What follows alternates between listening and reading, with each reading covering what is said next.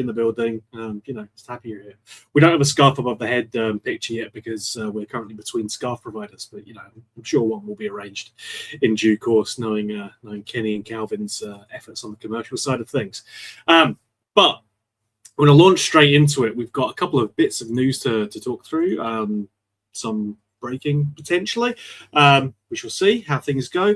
But first off, Rob, couple of transfers confirmed out the way. Paul Ncio and Ant-Man going out. Paul Ncio on loan to St Mirren and Ant-Man on a permanent deal to Anderlecht. The Ant-Man one in particular, what I think was a bit more surprising because certainly there was no talk about that in advance to it. And I mean, he even featured this past weekend. But the fact that he is confirmed out and for a transfer fee around that we paid for him to come in, I think is good business by the club. I just don't think it's ever worked out for him. Yeah, I think it was a bit of a surprise to everybody sitting in that press conference with Derek McInnes when he confirmed that Ant-Man was actually in Belgium, putting the final touches to that deal. There's no doubt a player in Ant-Man. You look at the numbers that he had in Holland before he joined us. I think the problem is players come in and maybe underestimate the physicality and what's required from a Scottish football standpoint. And also the Rangers jersey is a heavy one, and not all players are fit to wear it. And it just hasn't worked out for them. I think everybody was taken by that first 45 minutes that we saw him play, getting to the byline, whipping in crosses, and thought we found the right winger that we've been missing for the last 3, 4, 5 years. But sadly, he never built on that. I think a combination of injuries, managers potentially at the time, and just a complete lack of confidence when he came back, turned them into the shell of the player that we thought we were getting. So to get effectively our money back that we can reinvest in that area is a really good move. And likewise on the NCO move, was it Wraith last year? Player of the year for them. It's now a step up going to St Mirren. It's a really good opportunity for him to develop and show if he's kind of worth considering in the squad for next year, assuming we can get his contract extended. So interesting, good to start to see some of the players move out, because hopefully that's now going to open up some space for new players to come in. Hopefully we might get one of them tonight, but looking doubtful now given it's 7 o'clock. We will see. I think on Paul and Ncio as well, I think the fact that the Wraiths manager was talking about how disappointed they were not to get him back in obviously speaks to how well regarded he was there, Andrew. I think seeing the impact that he had there, this is what we want to see. We want to see that progression. We want to see them getting opportunities, exposure at higher levels within Scottish football, and you're working your way up to having these boys having the experience that when they do make that jump to the first team, it's not as great a jump for them to come through. I'll wax lyrically about Paul Ncio, but I'd just like to get in quickly with a very rare Andrew I told you so, which is I said the last couple of weeks that I said that Ollie Ant-Man was a one-season wonder, and we banked on a one great year at the Eredivisie. And I said I hate to be that guy. I never want to see a Rangers player fail to live up to expectation, but call it. But if there's anyone that can spot a daft winger, it's me.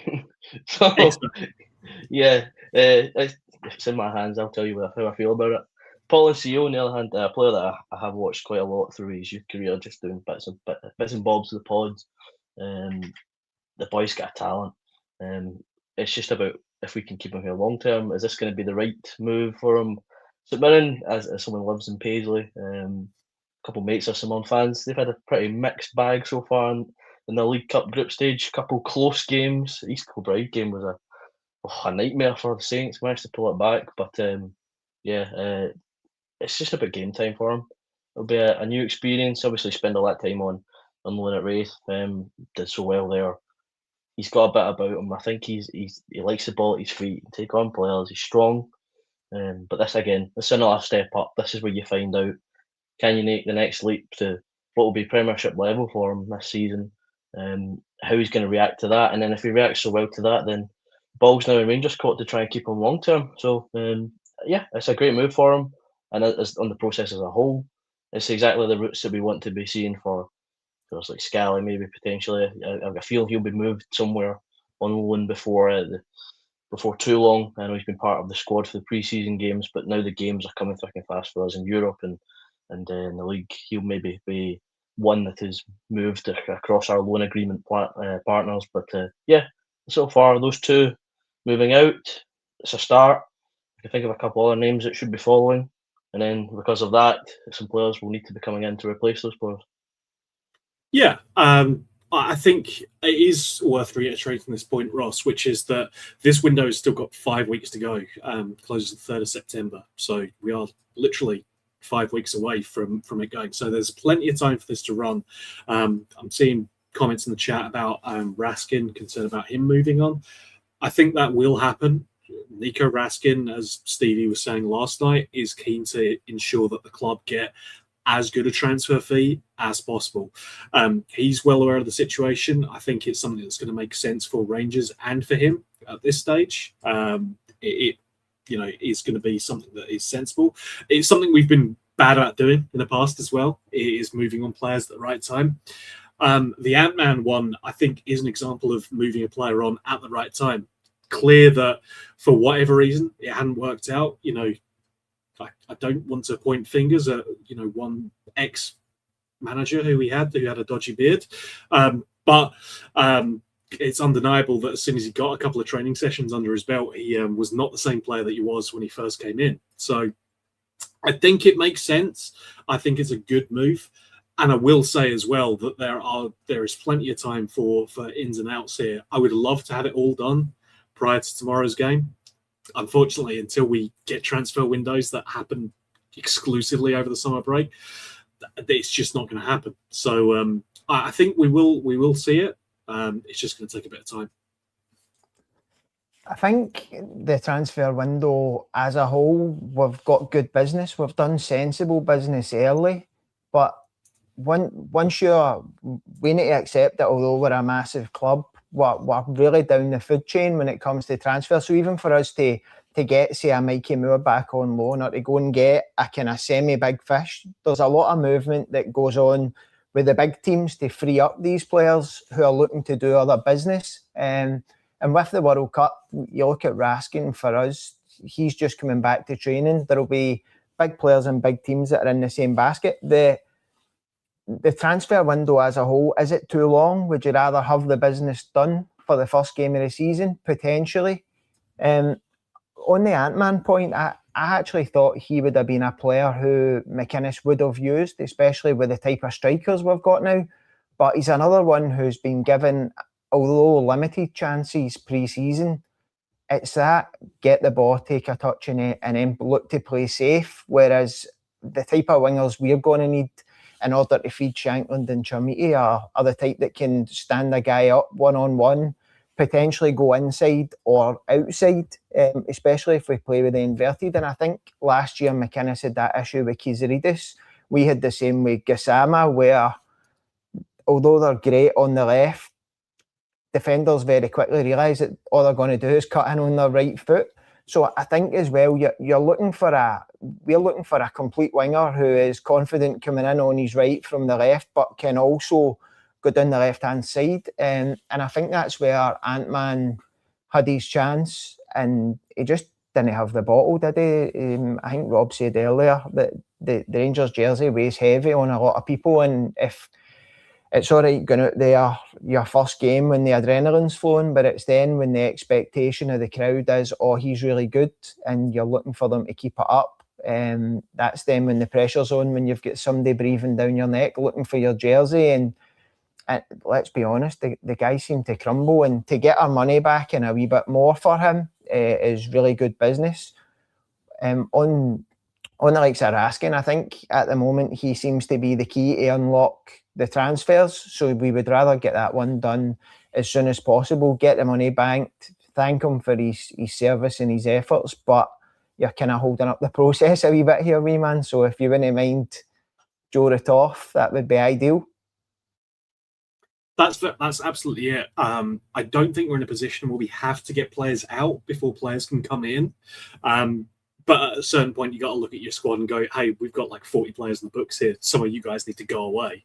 You're not going to get the opportunity to play, whether it's loan, whether it's a transfer out.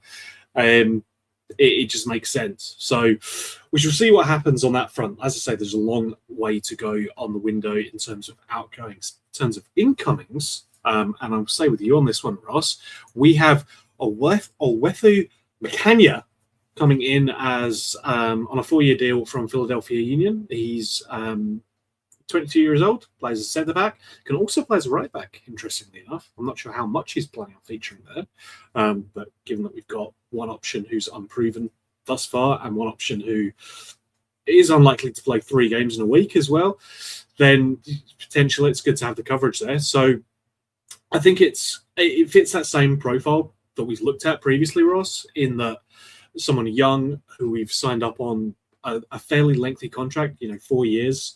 We clearly have some high hopes for him, and at 22 years old, he's got room to grow in terms of potential as well.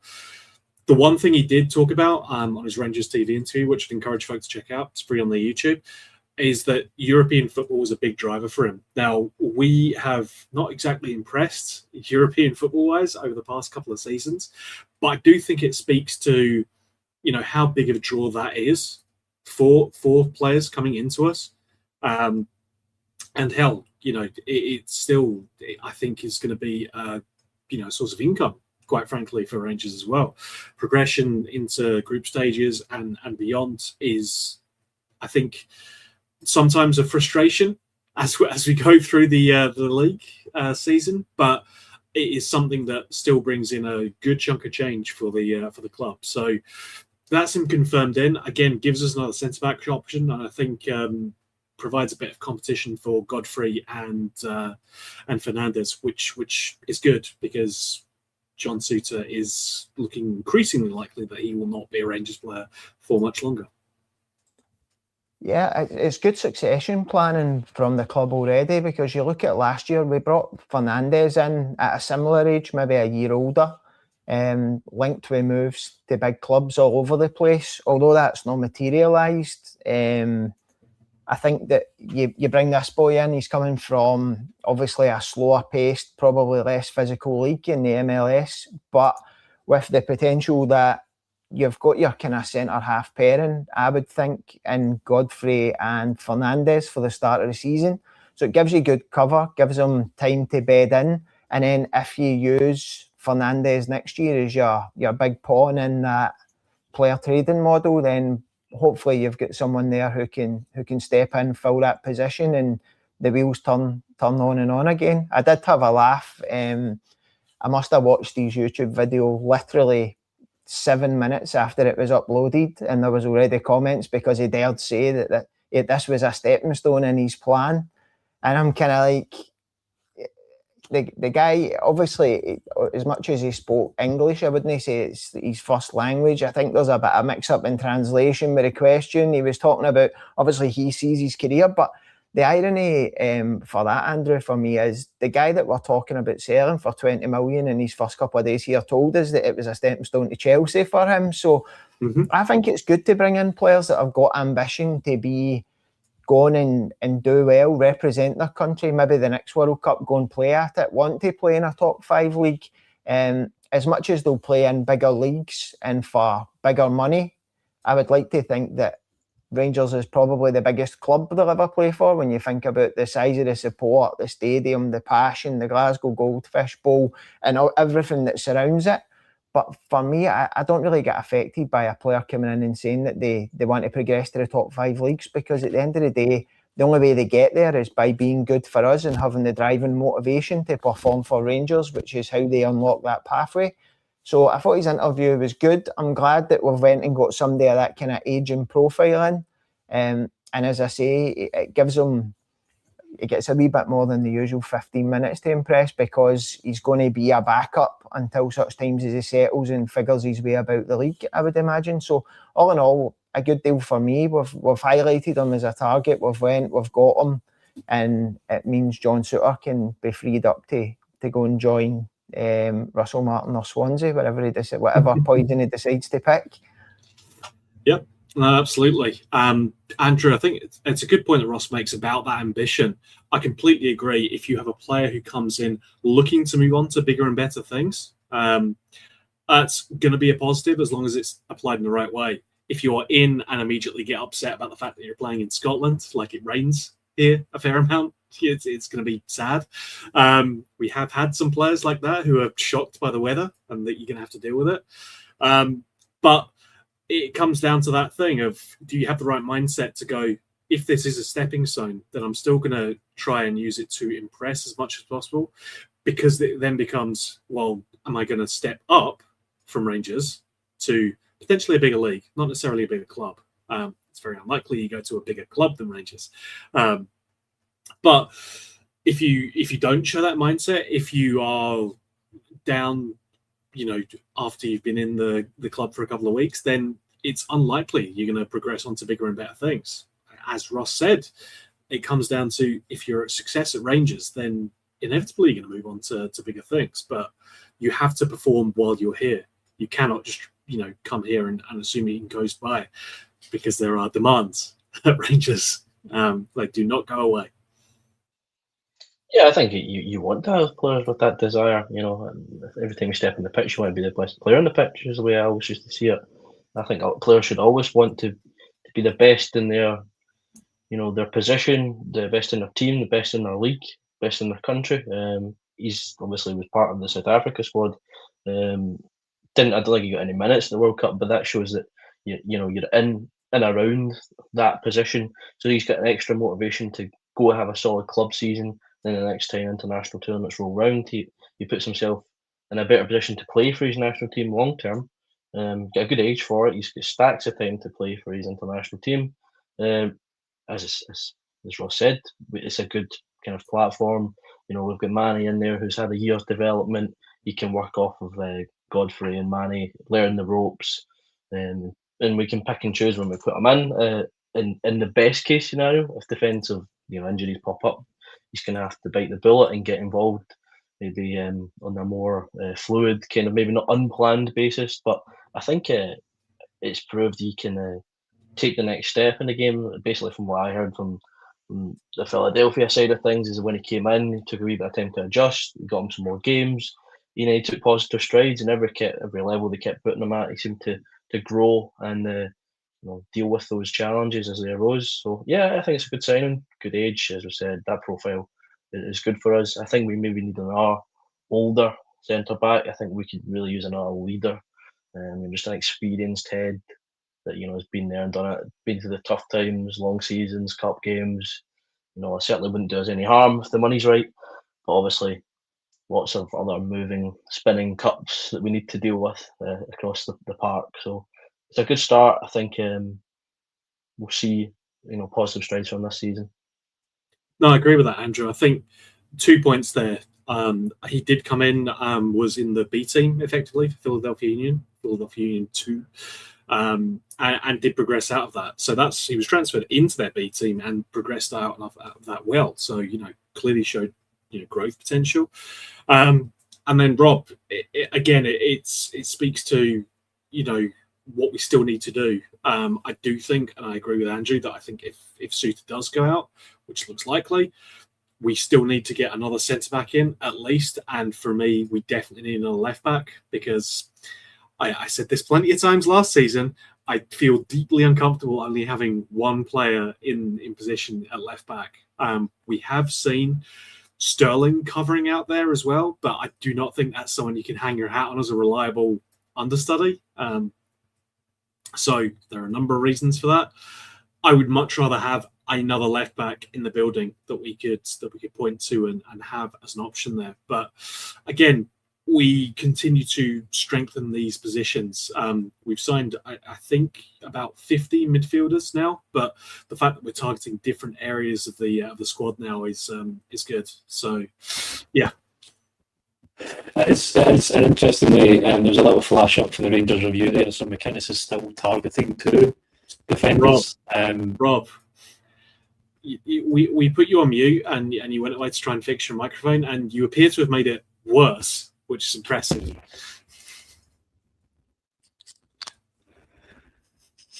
We should have a. Let me take. Is that any better?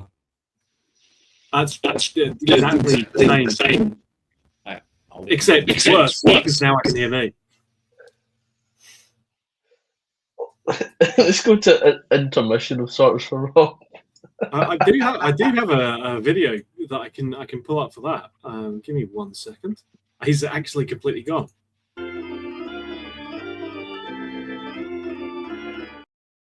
Like, I'm not going to do that. There's still 3 of us here. Come on, calm down.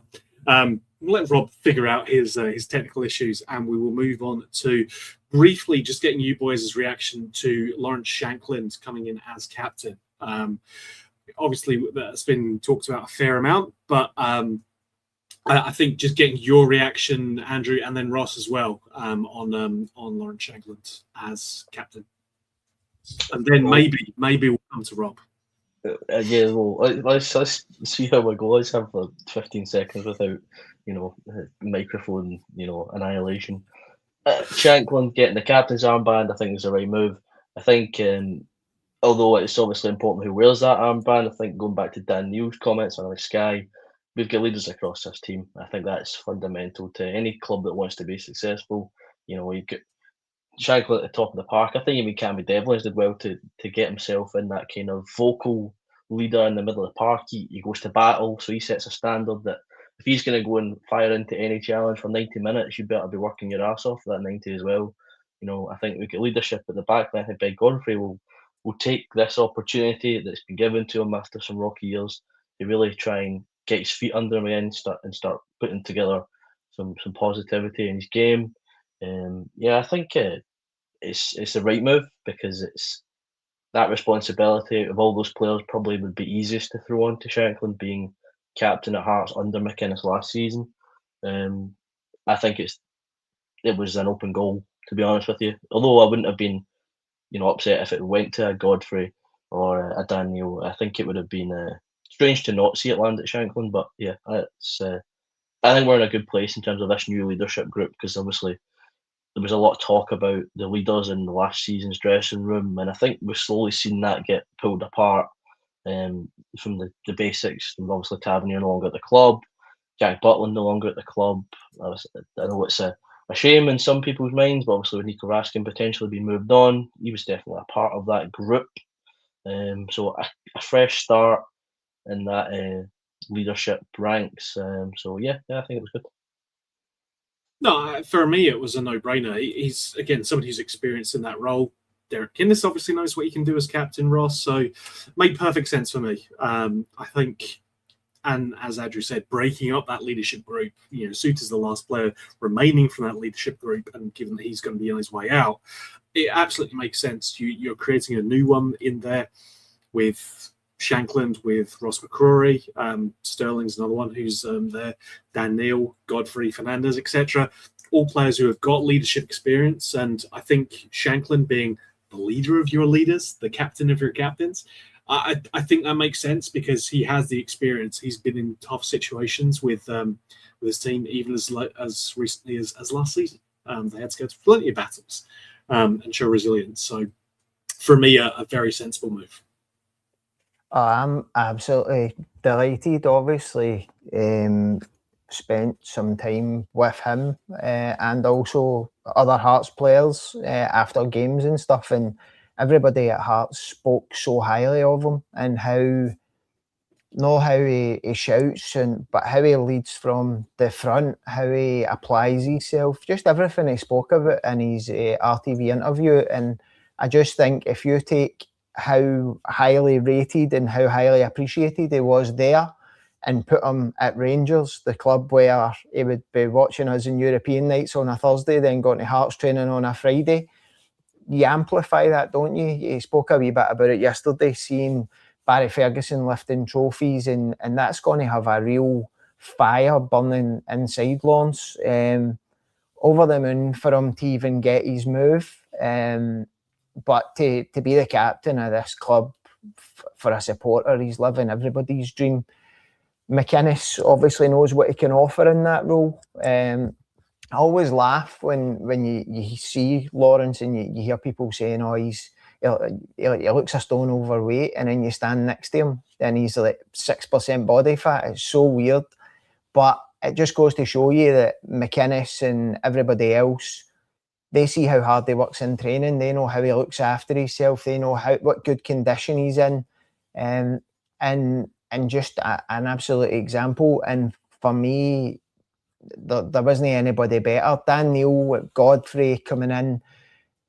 You need to give these guys time to adapt to playing in Scotland. You need to get them used to the rough and ready nature of the league. You need to allow them to grow into being Rangers players, in my opinion, before you put the captaincy on them and the dealing with the press if maybe you don't have a good result or something. That could become a burden on a player. We spoke a wee bit about Antman earlier and the weight of the jersey. If you put the armband on that jersey, naturally that weight doubles. And I think Lawrence has ironically got broad enough shoulders to take that on. He'll have a fire in his belly after how it ended last year. And I 100% think that he will lead us to a league title this season. I've just got a massive belief that we've sorted the spine, we've sorted the attitude. Again, biased because they're my two favourite players out with Rangers in the league, but getting Cammy in as well, somebody that's got the bite, the positional nous, the work, just an absolute workhorse that'll allow you to, maybe if Asgard or a Curtis gets caught out of position, somebody that's going to come in, win you the ball back, turn it over and give it to people in good areas. I always say, and I've said in pods before, for every Stephen Davis you've got that can unlock defences, the first time around you had a Kevin Thompson who was winning the ball and giving him it, and the second time he was here you had Ryan Jack who was giving taking the ball off people and giving him it. In order to have these kind of luxury control players, I say luxury, I don't mean that as if Davis never worked hard for the team, but to have somebody that's just going to graft, bust his arse left and right to get the ball in, is open and honest enough to say, look, I'm not the guy that's going to go take it past four people and score. I'm going to give it to somebody whose job that is. For me, the blend we've got right through the spine of the team, starting for the goalkeeper, following through Godfrey, Cammy, Lawrence, I genuinely think that we've counteracted what has been a massive mentality problem and kind of leadership problem for probably since we won 55. Yeah, I think having that leadership group in place is a better leadership group in place. It's going to be huge for us.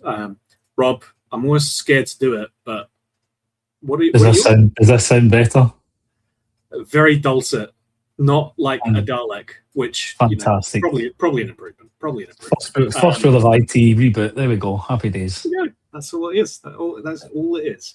Believe me. Yes. So, your thoughts then briefly on our new signing, as well as then Shankland being appointed captain.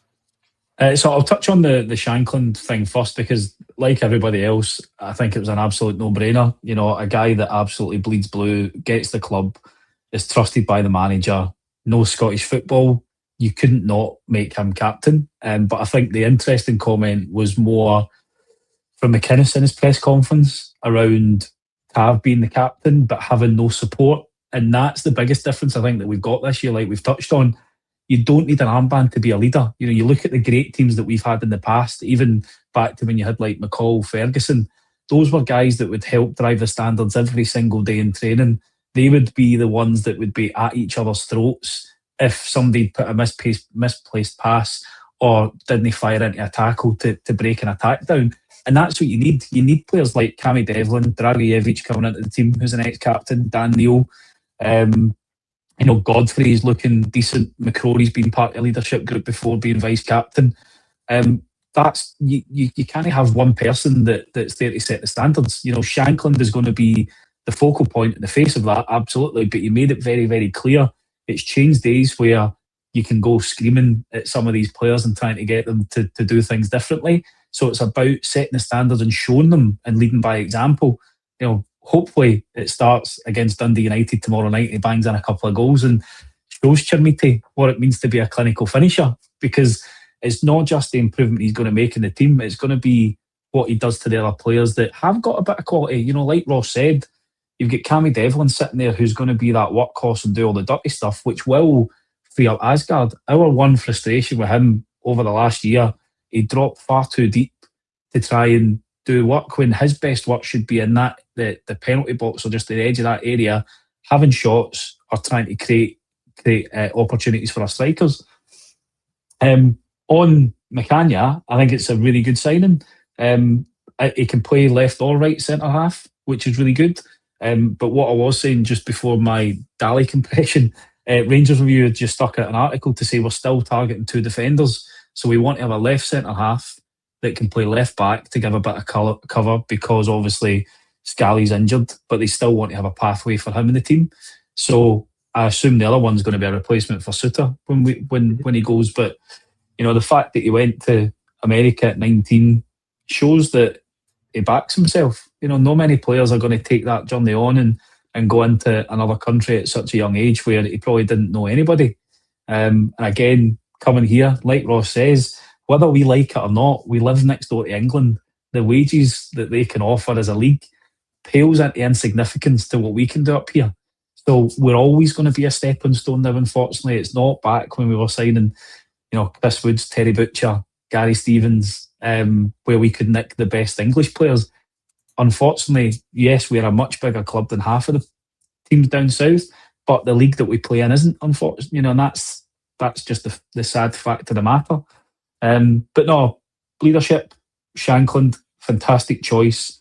And the great thing is he will fully understand the pressure that comes with that and the expectation and standards that need to be set. And again, he'll help McInnes drive that through the team as well. So really looking forward to seeing what he can do both on the pitch and off the pitch with this group of players.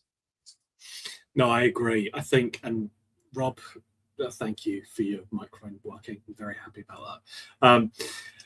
I do think, again, to echo what you guys have said, it's all slowly coming together. Not as quickly as we would like.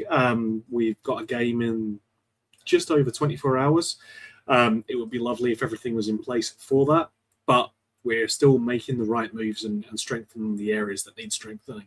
I think the most important thing for me was seeing the change just from that Saint Etienne game through to the West Ham game. Our defence looked much more organised. We looked a lot stronger. We're now going to be a little under a week on from that, coming into the Dundee United game, Ross, and I think it's a good first test. Dundee United are going to be a tricky opponent. We know that they will be motivated. Their manager will have motivated them for this game. And they'll want to play spoiler. Of course, it's only natural. I think for us, it comes down to approaching it with the right mindset and focusing on getting a win by whatever way possible. I do not think any Rangers fan out there is going to be complaining if we play a bit of McInnes murder ball. We're going to be happy if we're back up the road with 3 points. So, yeah, I guess for me, what I want to do is just kind of get you all guys' thoughts on what you think the lineup should be. I think we do have a couple of probably preferred options in certain positions, but I think we've still got a deep enough squad where there is a bit of variety and there are some options that we can go through there.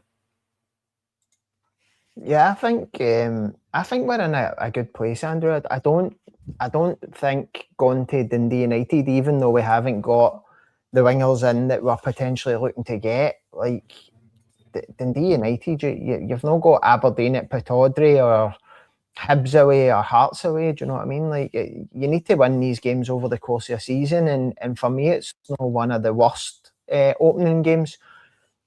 Any opening game for us over the last 10 years seems to be as if it's been a bit of a slog. But one thing about Hearts last year was they started really well and set the pace. So McInnes is going to know. He's leading his team. He'll have been as frustrated as much as he wanted Hearts to win the league. He'll have been as frustrated by us as a Rangers fan watching. So he'll know exactly what's coming. And Dundee United weren't exactly red hot in the League Cup section either, so it's not.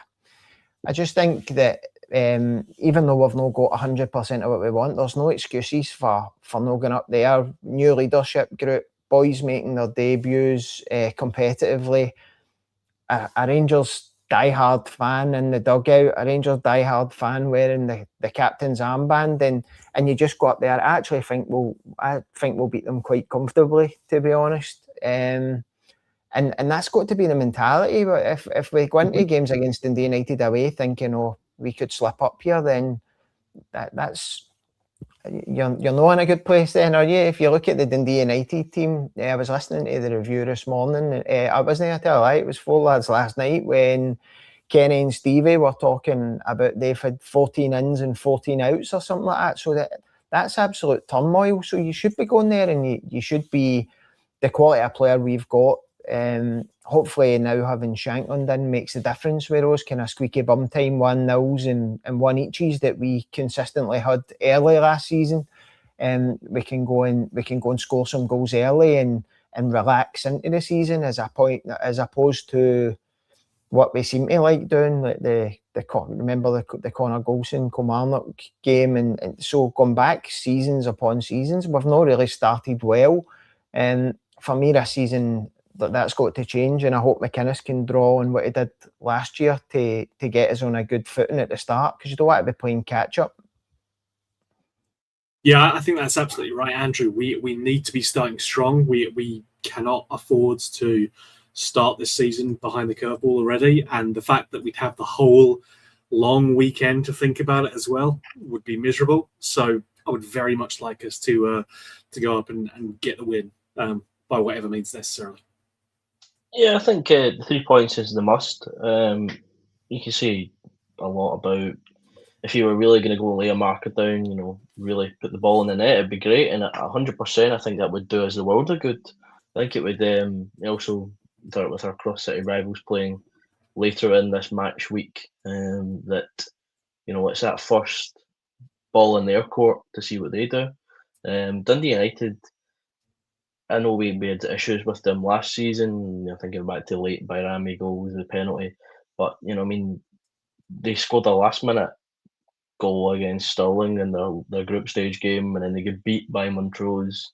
They bounced back in the next couple of games in Arbroath and Spartans, I think the other team was, but it's not that same, dragon to slay. I mean, they seem to have our number a wee bit at times and just seem to pick us apart in games and silly goals last season. But as Ross said, and as the guys echoed last night, a lot of turnover. We should be seeing that for what it is. It's a chance to go ahead, take our first step under Derek. 3 points. Everyone's got that first night jitters. I wouldn't be surprised, if anyone's feeling it. But of course, the professionals go out there and handle it, and take 3 points back up the road, and then we'll get ready for Europe. That has to be the aim, Rob. What do you reckon the lineup's going to be? Because there's a conversation about Sterling versus McCrory, certainly at right back. Centre-back options, I think it's probably too soon for our new signing to come in, so those probably pick themselves, although Sterling and McCrory can both slot in there if needed. We have one left-back, so likely going to be Romans. Midfield, love to see Devlin. I think that would be silly not to have him there as a pace setter. But then after that, I think the other midfield options, given that we've got, the 30 odd, you've got a wealth of choices there. The only other thing I think for me who's a nailed on starter has got to be Shankland. I don't think you give someone the captaincy and then don't start them in the game. It's just a question of who he's playing up top with. If he's playing up top with somebody, but again, for me, I'd maybe go for the 4-2-3-1 that we kind of saw what looked like we started against West Ham, with Devlin and another as the more solid midfielders, and Asgard just sitting behind Shankland to give us that bit of creativity. Finlay Curtis scored against Dundee United at Killie in the last game that they played there of the season, so you've got to look at starting Finlay on the left hand side, but that means potentially a Dio or a gas man on the right, which probably gives me the fear. But like McInnes says, it doesn't matter what team gets picked. It's all about, it doesn't matter. We should have a good enough squad as it stands at this moment in time to go to Tannadice or Tannadice and win. And that's the thing that we should be thinking. It shouldn't be worrying about what Dundee United are going to do. Like McInnes said, it's about us causing them more problems than they cause us. And I certainly think that we've got options, at least in the short term. Yes, wings, we're probably a little bit lacking in options, but across the middle to front, there's good players there. Could Dragicevic even come in next to Cammy Devlin to allow the likes of Asgard to be that difference maker in the final third that he potentially could be. So it's going to be interesting to see how we line up, but we shouldn't be going to Tannadice with any fear. Albeit we haven't won an opening fixture since 2022. So It's fine. it is, like Ross said, it's really important that we do what Hearts did last year, which is by hook or by crook, you just go over the line. If it's a 1-0 victory, I think we'd all take that as a day one result. But we've got really good options there. There's a chance Nadiri could play in one of those forward areas, given his work rate and his ability to cut in. You've got Chamiti and Shankland could play as that. Pairing. It's going to be interesting to see how we do it, but whatever happens, it's 3 points and down the road. That's all we're looking for. Yep, it has to be the priority for sure. I want to thank everyone for joining us tonight. It's been fun doing the Friday show a little bit early. Lovely to have Ross here with us as well after a protracted transfer saga, but fantastic debut, my friend. Glad to have you on. And I want to thank Andrew as well for being there. And I want to thank Rob for giving me the opportunity to continue doing IT work after I finished my paid work as well. So appreciate that. Folks, thank you all for joining us. Before we go, I have to do the long sponsor read now, all 10 of them. So let's do it. My thanks to CBD Oil Scotland, our lovely friends over at Candies, LBJ Consultants, Elite Scooters Scotland, our roofing partners, Metaclad, the Aesthetics Lounge by Sharon, Denhay Bacon, Black Rooster, Art of Gold, and rydc.co.uk. My thanks to all of the sponsors for being with us this season. Cannot thank them enough. Particularly do want to shout out CBD for providing the hospitality tickets to one of our listeners for the West Ham game. I know that was much appreciated. So my thanks to them. So finally, let me thank my three lovely co-hosts. Ross, first of all, again, congrats on joining. Thank you very much, and hope you enjoyed your debut, mate.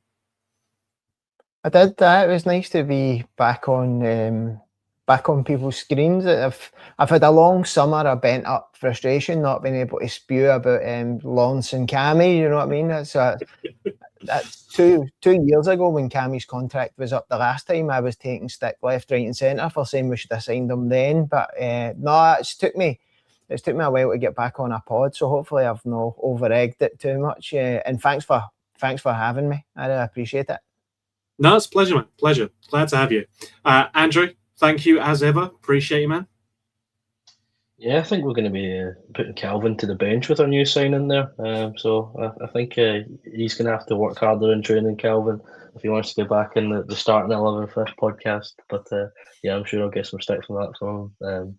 No cap tonight for me, but hey-ho.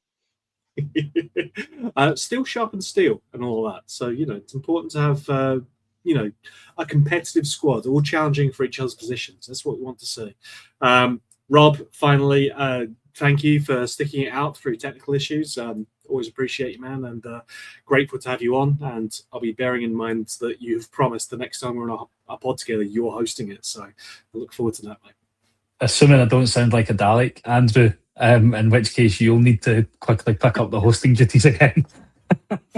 But no, it was great show, and Ross, really good debut, really good chat, mate. So I'm looking forward to podding me again. Cool. Well, thank you everyone for tuning in. Everyone who's joining us here on a Thursday night, we appreciate you immensely. I certainly will be back after the match, whenever it takes place tomorrow. But I'll be here doing the post-match with someone. I do not know who. Someone will be on with me doing the post-match. So we'll find out then. But stay tuned for that. So hope your team gets a win tomorrow, and thank you again. And until we talk to you again, folks, bye for now.